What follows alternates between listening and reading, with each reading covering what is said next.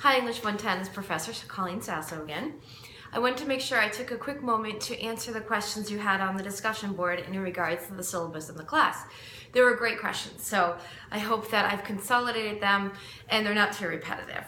So I did put all the questions into one document. If you wanted to briefly follow along, you could, and I will just kind of go down the list. So someone asked me about revisions. What happens when you revise an essay? I go with the better of the two grades. So if you spent the time really working to get the paper in a better shape, and let's say it was a C paper and now it's a B plus paper, you'll receive a B plus. I don't average the two grades together. I take the better of the two because really, if you wrote a B plus paper, you deserve a B plus, okay? If you end up needing help in the course, I think this is a great question. Will I be available to meet? Absolutely. I'm on campus 4 days a week, right at Manchester Community College. So you can always set an appointment with me. We can sit down in my office together and go over things that you don't understand. If you're still having trouble getting into MindTap, if you don't know how to use the journals, if there's anything you don't understand, make an appointment with me and we can meet face to face. And I hope most of you are local. If you're not local, we can also talk over the phone at any point. Like I said before, don't make this a barrier between us. Just because it's a distance learning class does not mean there's a great distance between us. So yes, please feel free to make an appointment. Does the docking of letter grades for late work still apply if they're excused absences or emergencies? I try to be very flexible. I know that you have lives outside of this class. And if you are not chronically using the late work, even for emergencies, reasons, then I will be very flexible to work with you. I understand that things happen that are completely out of your control, but what is not completely out of your control, and you need to think about it, is waiting for the last minute to do assignments so that if emergencies do happen in your life, you're not trying to then catch up on a ton of work.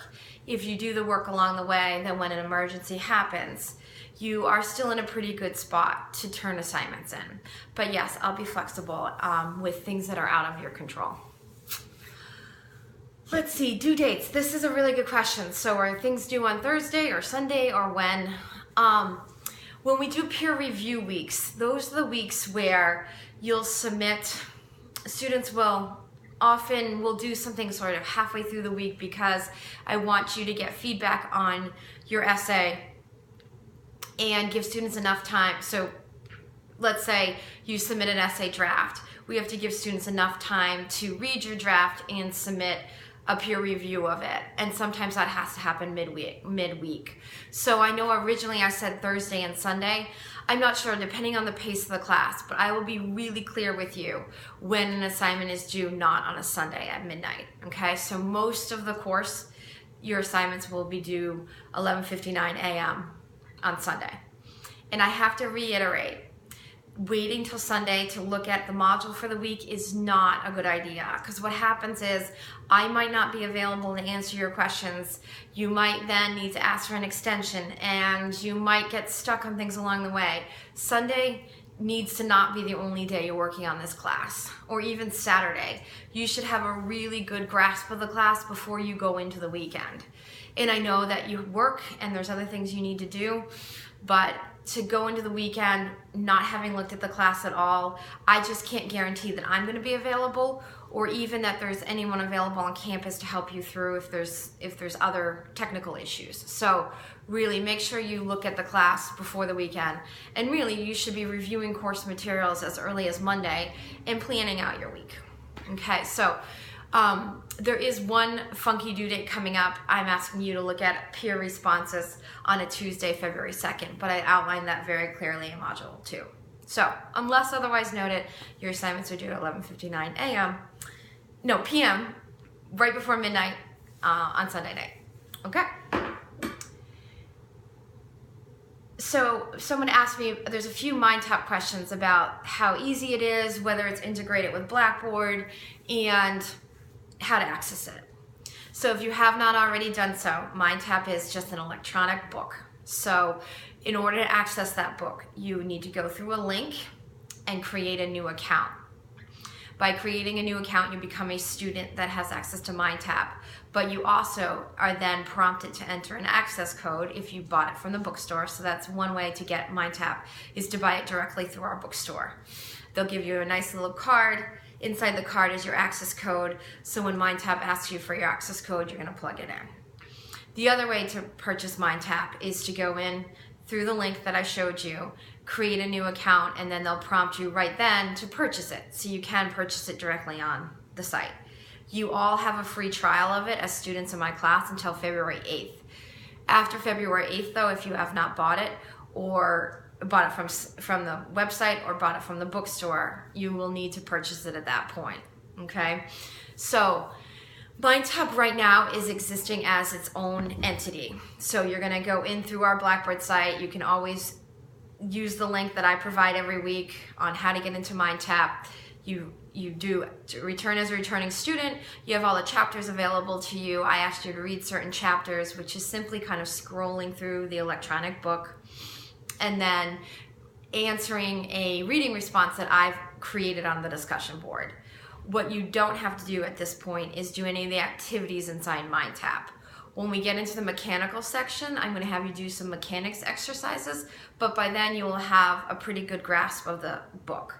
So right now it's really just being used as an electronic textbook for the class. You're going to read chapters by scrolling through, okay? And then you're always going to do your work back on the discussion board in Blackboard. Okay, hopefully that answers the question. All right, what else do we have? Someone asked about, will we be having a basic template for how we do the writing process in the class? And yes, once we get into essay writing, the weeks start to look very similar in that we start the writing process by doing a writing prompt, a research exercise that helps you gather information about the topic that you're exploring or the angle of the topic that we're exploring.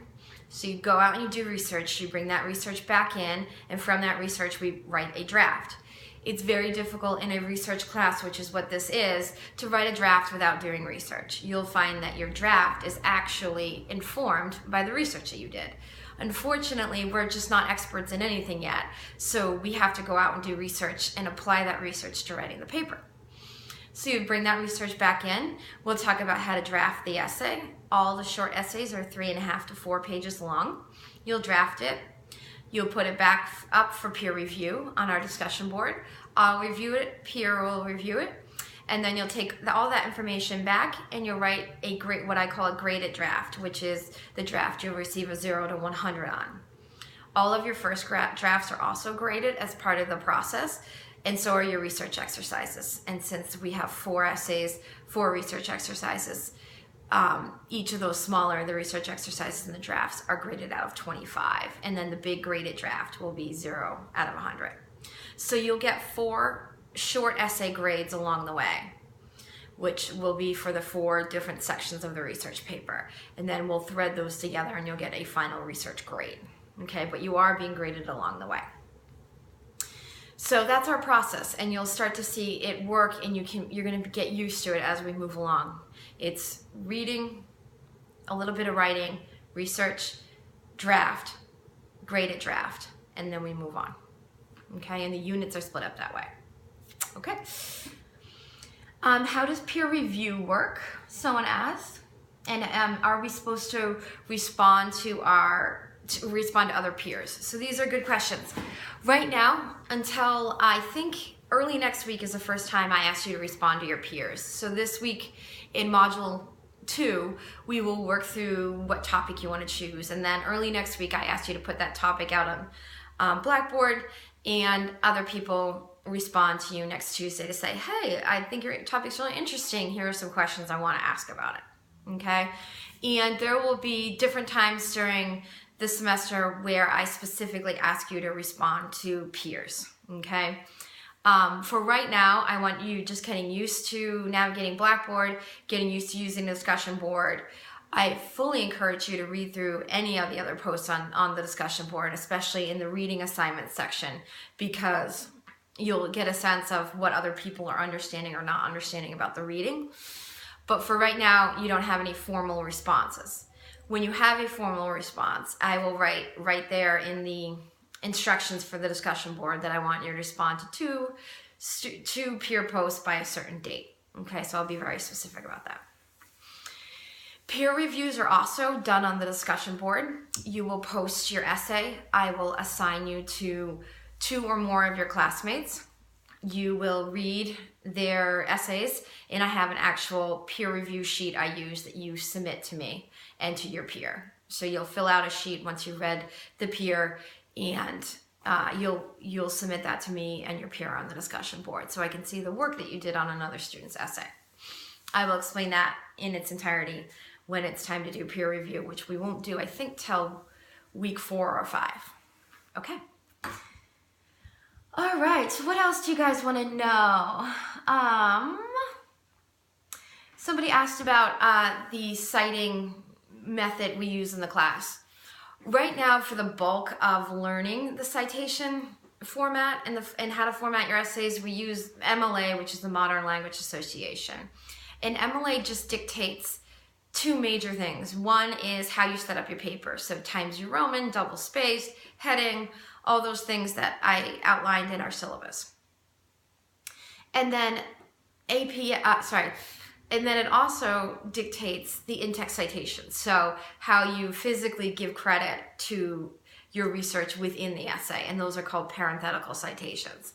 We are going to do a lot of work with MLA, so I'm not expecting you to know how to do that yet.